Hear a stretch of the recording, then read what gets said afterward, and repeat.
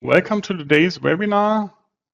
Today we present our regular webinar about the most frequently asked questions, questions that our users ask the Dlubal customer support. My name is Andreas Hörold. I'm responsible for marketing and public relations in the company Dlubal Software. For instance, the German and English webinars, technical content of the website, customer projects, newsletters, and so on. I will be the moderator today, and I will present the first part of the webinar. My colleague, Stefan Hoffmann, will present the second part of the webinar. He's the head of customer support. He prepared the questions. He knows what our users are asked in the past. Okay, and I show you how you can ask questions, at least for the attendees who participate the first time. I switch off my webcam that you can see the full screen. Just click at the button with the question mark, then enter your question in that field, press send, and we will receive your question. And we will answer you. I will answer when Stefan presents, and vice versa. You can also watch the entire webinar and then email your questions to info@dlubal.com. Okay, that's all for the moment. I switch to RFEM and start with the first question. So we've prepared this model, and the question is, how can I create moving loads on members in RFEM 6? That's in RFEM 6 now possible for surfaces and for members. I would like to create moving loads. They should move over the full length of the steel members. That's why I create in the first step a set of member.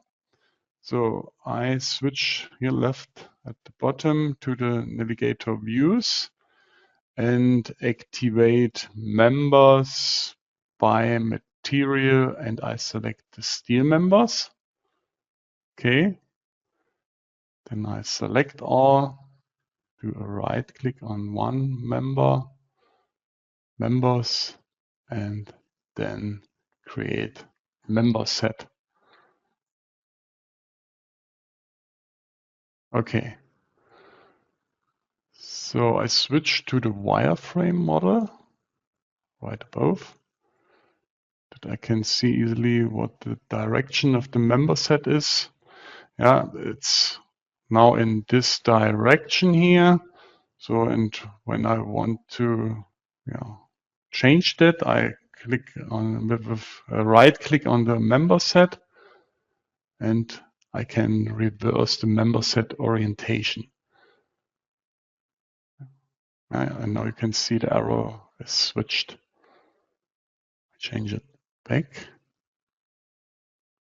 Okay, so now we turn to insert, left above, insert, load wizards, moving load wizard. Okay, as I mentioned, it's possible for surfaces and for members. I have to select the member set. Okay.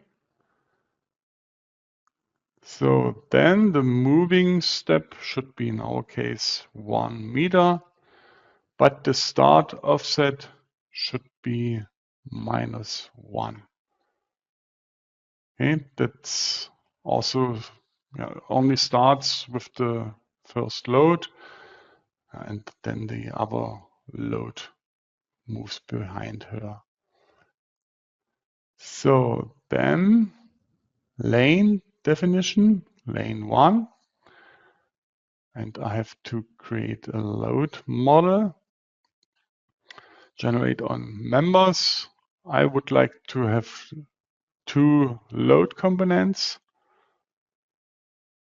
So load type can be a moment, in our case a force. I select the global coordinate system and set direction, that the load has a direction in Z. Then there are different load types that we can choose, concentrated n times and so on. And I showed it with a concentrated load. So then load magnitude should be 1 kilonewton. That should be also a force. The second load, global Z direction. And I select a position, a distance here, 2 meters. And the load magnitude should be 2 kilonewton. Okay, that's all for this dialog. Now you can also enter a load factor, but it's not necessary in our case. So then the load cases are created. We can leave the dialog. So let's take a look at the different load cases. That's the left load. So now we have got 2 loads. Let's move them also around the curve. So that should be all. Okay, let's go to the dialog, load cases and combinations. So you can't change the action category because it's a generated load. You have to do that in the dialog of the moving load. And also you can change the components anytime. Just do a right click on it. Then, for example, I change the value. Sorry, that was wrong. So I changed the value to 4 kilonewton.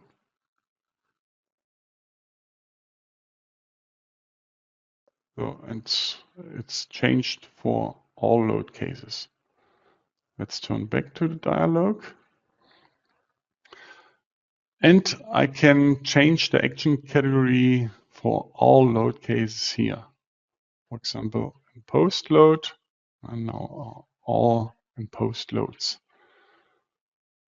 Okay. I turn back to the dialog load cases and combinations. And I turn to actions and to the imposed loads. And that the program doesn't create a lot of load combinations. Just change here to alternatively. Okay. And then the program creates 81 load combinations. And we are in that case here summarized in one design situation. And you can use that for further designs. Okay, that's all for that question. I turn to the next questions, or question. We remain in this model. The question is, are plastic cross-section analysis possible using the partial internal force method? Yes, that's now possible. At first, I show you how you can or where you can activate that, and then I say something about the partial internal force method. So I turn left above to the base data and I activate the steel design add-on. Standards. I've also choose the German National Annex. but that doesn't matter. Okay. So, and then in the navigator data, I turn to the folder steel design and to the ultimate configurations. I double click on default. So, and that's the check. Perform advanced plastic design. So, and then there's a new folder here. And this is the partial internal force method. Yeah, in steel construction, cross sections that meet certain criteria may be designed using plastic methods. In Eurocode 3, for example, these requirements are linked to the cross sections classes 1 and 2. And this means that stresses can be distributed within the cross section due to yielding of the base material. And while the formulas for calculating plastic limit internal forces in common steel construction standard apply, if at all, only to select cross-section types and combinations of internal forces, the partial internal force method is almost universally applicable. Yeah, for example, components subject to axial force, bending, and mixed torsion, including warping torsion, can also be designed economically. And the partial internal force method is with redistribution is only valid for 2 and 3 plate cross sections. Okay, that's all for this question. I turn to the next model and the next question. The next question is it possible to round the node coordinates? That was an often asked question, and that is now possible. Imagine you have imported a file from a CAD and the nodes are not rounded. Let's take a look at that node here. Double click on it. And you can see where are 5 decimal places for those values here. And it's now easily possible to round these decimal places. So you have to go to or turn to Tools and then Round Node Coordinates. And with the round node coordinates function in the tools menu, you can round coordinates to specific number of decimal places or a factor, a step size. So let's do that with the first function. I turn to 3 decimal, or I select 3 decimal places for all nodes. Press OK. Then we check that node here. Okay, and now you can see 3 decimal places. Okay. So, and let's go back to the dialog, round node coordinates. And now we enter a step, 1 step, 1 decimal place for all nodes. Okay.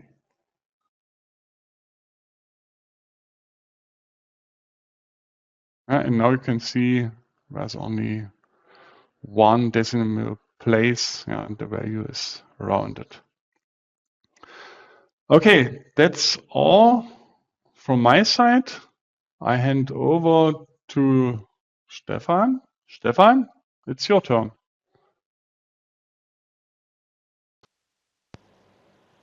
Thank you, Andreas. I will move on to the next topic.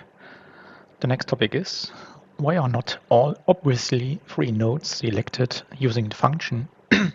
So, as you hopefully know, RFEM6 is object-orientated.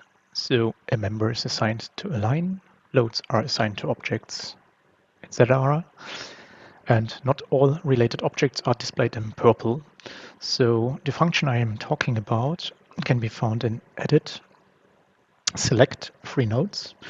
And if I choose this, only our node 7 is highlighted. But maybe you would guess why is node 6 and 5 not a free node? Because I want to delete them.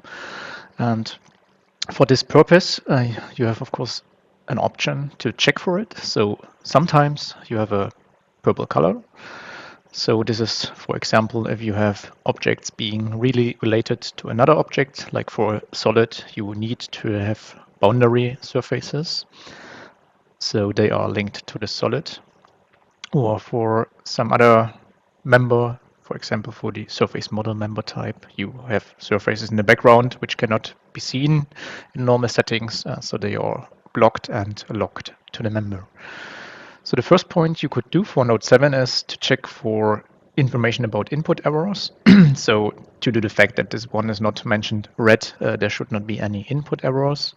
But a good way to check for why this node number 6 is not free is that you can right-click and check for the references. And in the references, you can see that node 6 is related to node 7. And why is this the case? If you try to drag and drop node 6, you can see that node 7 is moving, so information can be found in node 7.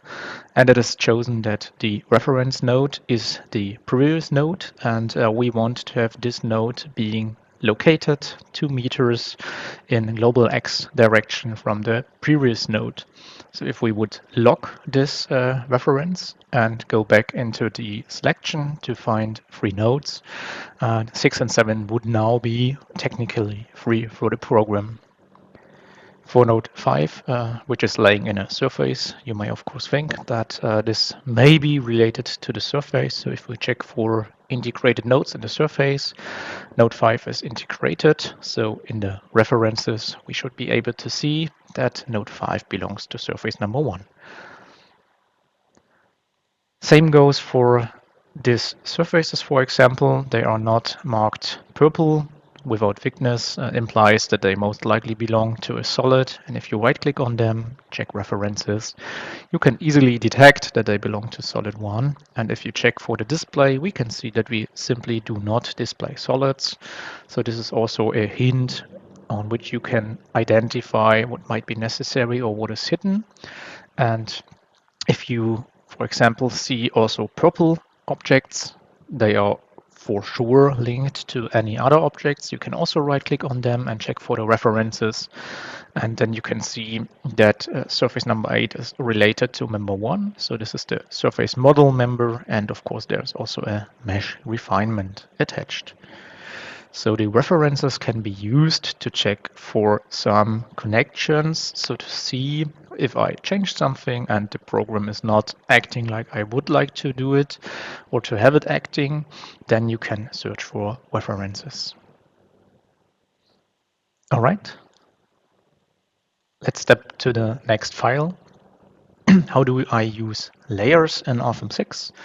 So maybe you already detected that there is some new bar shown. Usually in the base data, you can see that there is, of course, there are several new add-ons, but you can see that there is a layout and drawing cut beta version add-on. So it's for free currently because it's in a beta status, and it might be to be purchased later on if you would like to use it. It should be enabled, and I will shortly just call it layers. And if this is active, you can see this bar on the top, and maybe you stumbled already over it, but the main goal of this add-on is to merge static model and architectural model. So it's like having building integrated model, BIM. So usually we as static engineer, we do not care about optics, I would say, so it does not matter if a member is cut or not. But for drawing purposes, reinforcements, etc., it's of course necessary to have a correct look.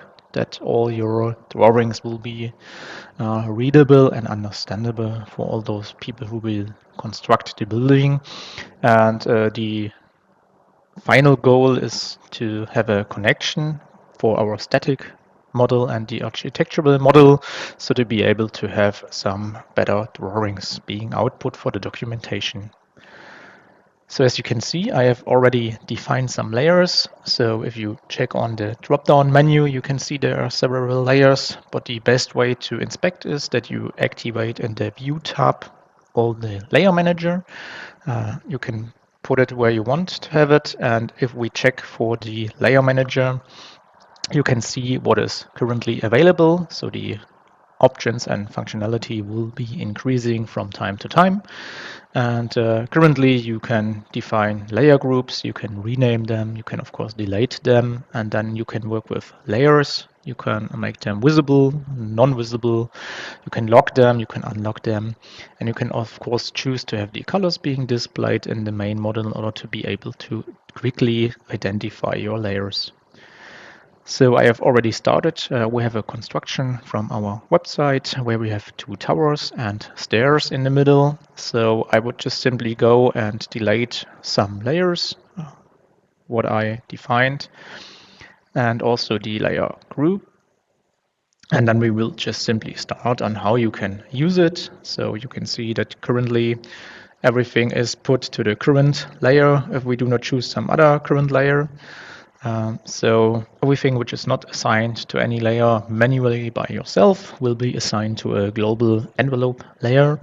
So in order to have the second tower defined, we will once again enter -x for our left tower, and then we just simply create a new layer. If we do not care in which layer group we create the new layer, it is put in the overall position and not assigned to -x, but with drag and drop. You could simply drag and drop this layer into the layer group, and it will then be in -x. And if you are in the group and create a layer, then it should be directly be assigned to this group. I will simply define them. Okay. If we have the layers, we simply need to select our objects we would like to have inside the layer. So we, of course, have to select them. So keep in mind that our objects differ, that if you would only select with a left mouse click a bar, the line will not be selected. So you should go from right to left to have everything being selected, what is also behind the objects. And you can also use the edit select related objects function in order to choose everything you would like to have. And you can assign a new layer by simply choosing the layer on the right layer menu bar. So we would go for the rest of the structure and assign this to our expected layers. So mark the objects and go into the assignment. And then last but not least, our stiffening elements. And we will put them in this layer. A big purpose is that, of course, the grid, which is shown in the background, and all the guidelines are not layer committed. So usually only objects will be put into the layers. And it is quite good that you can disable the view, so you can hide all layers, or you can hide single layers, and you can also, of course, choose the command function to display everything in the background or not. And if you get in trouble because you are tend to use the visibility and it does not show to cancel the visibility, but not everything is shown, keep in mind that it might be related to a layer. You can as well lock layers, so it will lock all the objects so they cannot be manipulated by drag and drop, which might be, of course, a good option if you want to work with your model. So to summarize, it will be a good option to have an object selection. And later on, if everything is implemented, you will also be achieving better drawings to be output for your models. Okay, so let's come to an end, and I will start with the last question, which is in favor of my position as solution engineer, head of. How do I contact to support if I have a question in general? So for this, we jump to our website and go into the English overview, of course, and don't be scared. I have some more buttons which you will not be able to see, but it's not about the buttons. So how do you can contact us if you have a question? The first way would be our 24/7 assistant. So just click on Mia and, for example, ask her a question. I will ask her how can I activate steel design, and she will give you an answer for example, RFEM 6 or RSTAB 9. So she is available 24/7. Feel free to ask her if you get in trouble to find some answer. The next option is, of course, to contact us via email or telephone. So if you step into the service part for free support and service, scroll down, you can see that you can call us. And you can also see which service times are available if you have purchased a pro service contract. If you do not have a pro service contract, you can contact us via our email address. Also, USA contacts are shown if you are located there. So feel free, of course, to contact our US team. The next option to contact us is our community. It's located most top on our website. So it's our new or refreshed forum. So there is a good option to have an interaction with us or with other engineers. So we hopefully think that we can grow up a big community where you can also get your answer from other users of our software. It may be software related, but you can also ask there are some other questions what you are curious about, engineering stuff, and maybe you will find a solution on over there. The next function is that you choose a form on our webpage. So if you step into the support tab on top, you can see that there are 3 options most likely. You can ask an individual question, you can submit a program feature or idea, or you can report a problem. So you can, of course, always contact us simply via email, support@dlubal.com. But you can also choose such a form, which will then be assigned in a correct way to us, where your question will be posted, screenshots and or a model. And this will then be easier assigned to us, but it's not a big deal to simply write us also an email. The last point is logging into the extranet. Maybe you're already familiar with our extranet using RFEM 6 or RSTAB 9. And the part of development, you have the option to submit a new bug report. So you can choose an add-on product and already enter all necessary data. You can also hide it in the extranet community if you do not want to share it to others. And then the bug will be reported and handled by us. Same goes for the feature request, which is also accessible in the extranet. So as you can see, there are multiple ways to contact us. Of course, if you're using a pro service contract, don't hesitate to call us. If not, feel free to use any other form or simply write us an email. All right, so thank you for your attention. I will now hand back to Andreas.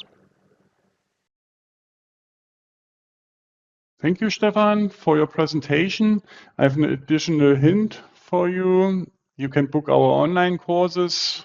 For example, the RFEM 6 Masterclass course. It's a course for beginners.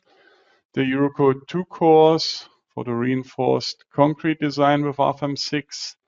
The Eurocode 3 course for the steel design. The Eurocode 5 course for the timber design. And the Eurocode 8 course for the earthquake design with RFEM 6. For more information, just scan the QR codes in the middle, or you can click the buttons on the bottom here. You can download the slides from the same page where you can find the recording and the models of today's webinar. In the next days, you will get a link, an email with link to that page. Okay, it should be also all from my side.